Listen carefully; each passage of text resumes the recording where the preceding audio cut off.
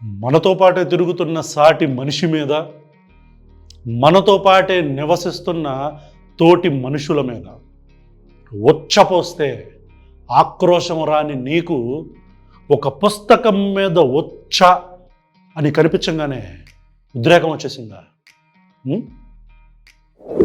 గత వారం రోజుల క్రితం ఒక మంచి బుక్ రిలీజ్ అయింది. చాలా మంచి, అంటే అదొక సంపాదకీయం అంటే it was not written by that person, రాసింది కాదు, వాళ్ళు రచన చేసింది కాదు. కొంతమంది కవులు, దాదాపు 49 మంది రచయితలు, కవులు రాసిన మొత్తం అంతా తీసుకొని ఒక సంపాదకీయం కింద ఒక బుక్ని రిలీజ్ చేశారు. ఆ బుక్ పేరు ఉచ్చల జలధి తరంగ. కరెక్ట్గానే అన్నారు, ఉచ్చల జలధి తరంగ. నేను కూడా ఇందాకే తెప్పించుకున్నాను, మీరు కూడా ఖచ్చితంగా చదవాల్సిన బుక్. ఇదే బుక్, అది హార్డ్ కాపీ. ఉచ్చల జలధి తరంగ. దీన్ని మర్సీ మార్గరెట్, ఈవిడ షీజ్ అంటే ఆవిడే సంపాదకీయం దీన్ని చేసింది. ఈవిడ కేంద్ర సాహిత్య అకాడమీ పురస్కారం వచ్చింది. ఈవిడికి కేంద్ర సాహిత్య అకాడమీ అవార్డు వచ్చింది ఈ సంపాదకీయం చేసిన వ్యక్తికి, మర్సీ మార్గరెట్. ఈ బుక్ గురించి ఎందుకు చెప్తున్నానంటే, దీంట్లో మన దేశంలో మన సో కాల్డ్ డెమోక్రటిక్ స్టేట్లో జరిగిన రకరకాల ఇన్సిడెంట్స్లో, అంటే అప్రెస్డ్ కమ్యూనిటీస్ మీద అట్రాసిటీస్ ఎలా జరిగినాయి,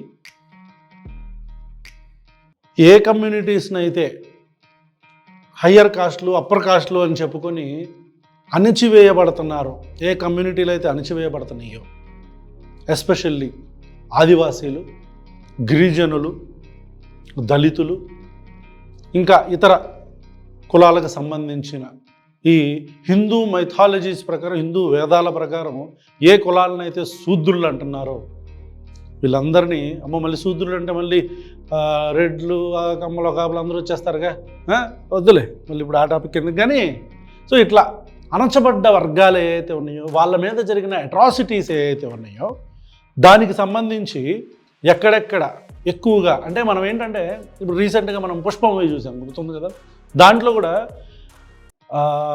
ఈ యాక్టర్ అల్లు అర్జున్ ఆయన ఎదుట ఉన్న డిఎస్పీ, సో కాల్డ్ ఎస్పీని యాంటాగనిస్ట్ని రెవెంజ్ తీర్చుకునే ప్రాసెస్లో అతను ఆ పూల్లో పడేసి తను యూరినేట్ చేస్తాడు ఆ పూల్లో. అంటే దాని అర్థం ఏంటి, మన వాళ్ళకి నా ఎక్స్క్రీషన్తో వీళ్ళని, నా ఎక్స్క్రీషన్ వీళ్ళ మీద పోస్తాను, so that I feel very heroic, మంచి ఒక సినిమాటిక్గా, ఒక హీరోయిక్గా, ఒక సుప్రీమసీ ఫీల్ అవుతూ ఉంటారు ఎస్పెషల్లీ మన దేశంలో. అలా నిజంగా సినిమాల్లోనే జరుగుతుందంటే బయట జరిగినాయి. అట్లాంటి చాలా సందర్భాలను తీసుకొని, చాలా ఘటనలను తీసుకొని ఈ బుక్ అనేది రాయటం జరిగింది. అగైన్ బుక్ పేరు ఉచ్చల జలధి తరంగ. ఓకే, కుదిరితే దీన్ని పర్చేస్ చేయండి. నేను కూడా లింక్స్ ఎక్కడన్నా ఉంటే అవి తీసుకొని పెడతాను. It's around 120 rupees. చాలా తక్కువకే దీన్ని ప్రచురించారు. 500 కాపీస్ మాత్రమే, ఆల్మోస్ట్ చాలా వరకు వెళ్ళిపోయినట్టుంది. Right, so try to purchase this as soon as possible. మీకు తెలియని విషయాలు ఏవైతే ఉన్నాయో, ఎన్ని అట్రాసిటీస్ జరిగినాయో, కేవలం డౌన్ ట్రాడన్ కమ్యూనిటీస్ మీద ఉచ్చలపోసి వాటి మీద ఈ బుక్ అనేది, ఆ సంపాదకీయం అనేది ఉంది. Right, so coming to the point, ఈ బుక్ రిలీజ్ అయినప్పటి నుంచి బత్తాయి గాళ్ళకి బగబగ మండిపోతుంది. ఎందుకు? నిజాలు చెప్పినందుక, లేకపోతే నిజాలని చరిత్రలో ఒక పుస్తకం కింద రాసి, ఆ మొత్తం రాసిన రచనలను కావచ్చు, కవిత్వాలను కావచ్చు, వీటన్నిటిని ఒక సంపాదకీయం కింద చేసి ఆ బుక్ రిలీజ్ చేసినందుక? దేనికి?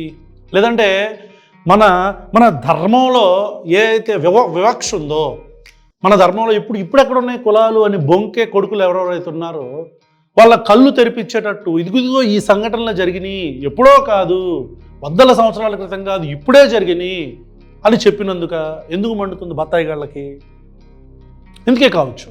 చరిత్రలో ఇలాంటి పుస్తకాలు వస్తే అర్రే మన గుట్టు బయటపడిపోద్దిగా, ఎప్పుడో సంవత్సరాల క్రితం కాదు ఇప్పుడు అని చెప్పని ఆడపిల్లని కూడా చూడకుండా ఆ అమ్మాయి ఎవరైతే ఆ సంపాదకురాలు ఉన్నారో ఆవిడ్ని చాలా విపరీతంగా తిట్టడం, ఆవిడని అబ్యూజ్ చేయటం, బాడీ షేమ్ చేయటం, ఇవన్నీ చేస్తున్నారు. నాకు అర్థం కాని విషయం ఏంటంటే ఈ బత్తాయి గాళ్ళకి కోపం వచ్చేసింది. దేనికి? ఈ బుక్ రాసినందుకు, ఈ ఉచ్చల జలధితరంగా పేరు రాసినందుకు కోపం వచ్చిందా? మరి నేను చెప్తారా ఒక్క నిమిషం. జూలై 19, 2023 ఏపీలో దారుణం. యువకుడిని చావబాది నోట్లో మూత్రం పోశారు. జూలై 19, 2023 పుస్తకం మీద వచ్చ అని రాసినందుకే పిసికేసుకుంటున్న బత్తాయిన కొడకల్లారా, మీకు నిజంగా జరిగిన ఆపరేషన్ కనపడి సావట్లేదా? మరి అప్పుడెందుకు మాట్లాడలా? అప్పుడు వీడియోలు ఎందుకు చేయలా? అప్పుడు ఎందుకు మీరు పోస్టులు పెట్టలా? అదనపు వడ్డీ కోసం దళిత మహిళను వివస్త్రను చేసి నోటిలో మూత్రం పోసి, ఎరా ఇది కూడా కనిపించలేదంటారా మీకు? ఆర్టికల్స్ ఇక్కడే వేపిస్తాను నేను బ్యాక్గ్రౌండ్లో, కనిపించలేదా? అప్పుడు వీడియోలు ఎందుకు చేయలేదురా మీరు? ఇప్పుడు తెగ ఉచ్చ కారిపోతుంది పుస్తకం ఒక్కసారి ప్రచురణలోకి రాగానే ఒక్కొక్కడికి ఉచ్చ కారిపోతుంది. అబ్యూజ్ చేస్తారు ఆడపిల్లల్ని. మీకు ధైర్యం ఉంటే మీరు పుస్తకాలు ప్రచురించండి. మీరు కూడా అలా జరగలేదు, ఇదంతా తప్పు అని చెప్పండి. చెప్పే దమ్ము లేదు మీకు, ఎందుకంటే జరిగినాయి కాబట్టి. దళితుడిపై మూత్రం పోసి ఎమ్మెల్యే బూట్లు నాకించిన డిఎస్పి. జూలై 30వ తేదీన ఓ దళిత వ్యక్తి తన భార్యతో కలిసి పొలం పనులకు వెళ్ళాడు. వినాలా? రే బత్తాయి నా కొడకల్లారా వినండి, ఎక్కడ జరిగినాయి అంటున్నారు కదా, నేను చెప్తా, ఇప్పుడు లిస్ట్ చెప్తాను రా. పొలంలో పనులు చేసుకుంటుండగా కొందరు పోలీసులు అతనిపై దాడి చేసి స్థానిక కాంగ్రెస్ ఎమ్మెల్యే గోపాల్ మీనా ఇంటికి తీసుకెళ్లారు. అక్కడ ఎమ్మెల్యే ముందే డిఎస్పి శివకుమార్ దళితుడిపై మూత్ర విసర్జన చేశారు. మీరు ఎల్లాడితో పోయించుకోండి రా వచ్చా, వచ్చా. మీకు అంత సమ్మగా ఉంటుందేమో, పోయించుకుంటే వేడిగా ఉంటుందేమో మీకు, లేకపోతే తాగండి దాన్ని.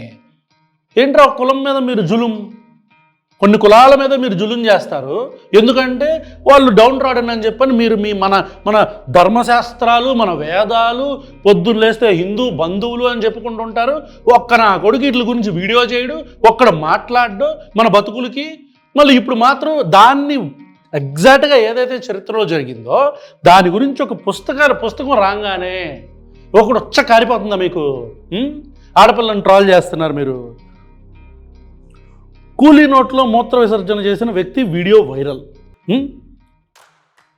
శివపూర్ జిల్లా కేంద్రానికి 25 కిలోమీటర్ల దూరంలో ఉన్న బేవేఖాడి గ్రామంలో సిర్సోడ్ పోలీస్ స్టేషన్ పరిధిలో జరిగింది. ఎస్ఐ థాకాడ్ మాట్లాడుతూ బావాకేడి గ్రామంలో పంచాయతీ ఆఫీస్ ముందు మలమూత్ర విసర్జన చేసినందుకు, పంచాయతీ ఆఫీస్ ముందు అతను యూరినేట్ చేసినందుకు కర్రలతో దాడి చేసి దళిత పిల్లల 2 వ్యక్తులతో ఈ దాడిలో వారిద్దరూ చనిపోయారు. పిల్లలపై దాడికి పాల్పడిన నిందితులు హకీం యాదవ్, అతని సోదరుడు రామేశ్వర్ యాదవ్లను అరెస్ట్ చేశారు. అంటే మధ్యప్రదేశ్లో దారుణం. రోడ్డు పక్కన మూత్ర విసర్జన చేస్తున్న కారణంతో 2 చిన్నారులపై కర్రలతో దాడి చేసి చంపేశారు. ఆంధ్రప్రదేశ్ చెరువుగట్టుపై మూత్ర విసర్జన చేశాడని కొందరు దుండగులు దళిత యువకుడైన గడ్డం రవికుమార్ని యమకొట్టుడు కొట్టారంట. చెరువులో చేపలు పట్టాడని దళిత యువకుడిపై మూత్ర విసర్జన. తమిళనాడులో దళిత యువకుడిపై 4 వ్యక్తులు అమానుషంగా వ్యవహరించారు. అతనిపై మూత్ర విసర్జన చేసి జుగుప్సాకరంగా అవమానించారు. ఈ దారుణమైన ఘటన తమిళనాడులోని పుడుక్కొట్టై జిల్లాలో జరిగింది. పుడుక్కొట్టైకెళ్ళి కాదురా, మీకు అప్పుడేమి వీడియోలు చేయాలనిపించలేదా? జరిగిన విషయాన్ని ఒక పుస్తకంలో పెట్టి దాన్ని టైటిల్గా పెట్టంగానే మనకు కోపం వచ్చేసింది. ఎరా ఒక్కొక్క నా కొడుకులు ఎవడు నోట్లో ఎవరితో పెట్టుకున్నట్టు, అంటే బెల్లం మొక్క పెట్టుకున్నట్టు నోట్లో చక్కగా ఒక్కడు మాట్లాడు, ఈ విషయాల మీద ఒక్కడు వీడియో చేయడు. అరే ఏంట్రా మన హిందూ బంధువే లెగంగానే తోటి హిందూ బంధువులకి ఏడి రాధా మనోహర్ దాస్ గారు ఏడి ఇలాంటి జరిగినప్పుడు వీడియో చేయడాడు. ఎరా గుండు నా కొడక, వీడియో చేయవేంట్రా నువ్వు? ఇలా బయట తిడుతున్నారు. ఇవన్నీ నా మాటలు కాదు. ఇలా బయట రాధా మనోహర్ దాస్ గారిని కావచ్చు, హిందూ ఛానల్స్ ఎవరెవరైతే వీడియోలు చేస్తున్నారో వీళ్ళు బయట తిడుతున్నారు. తప్పు కదా, అది తప్ప కదా. అలా తిట్టకూడదని చెప్తున్నా నేను వాళ్ళకి. అట్ ద సేమ్ టైం మీకు కూడా కొంచెం ఇలాంటి సిచ్యువేషన్స్ వచ్చినప్పుడు కొంచెం మాట్లాడండి బ్రో, తప్పు కదా. ఇప్పుడు ఎంత కోపంతో వాళ్ళందరూ ఊగిపోతున్నప్పుడు నేను చెప్పారు అలా తిట్టకూడదురా అన్నా కొడుకు నా కొడుకులు అని చెప్పా. మీరు కూడా ఇలాంటి జరిగినప్పుడు పాపం ఆడపిల్లను మాక్ చేయద్దు. ఎందుకంటే ఆ అమ్మాయి ఇంతకుముందు ఏదో వరంగల్లో ఏదో మీటింగ్లు ఇట్లాగే జరుగుతున్నప్పుడు 34 మంది వచ్చినప్పుడు కూడా 34 మందికి నుంచొని సమాధానం చెప్పిందంట. అమ్మాయి భయపడే వ్యక్తి కాదు.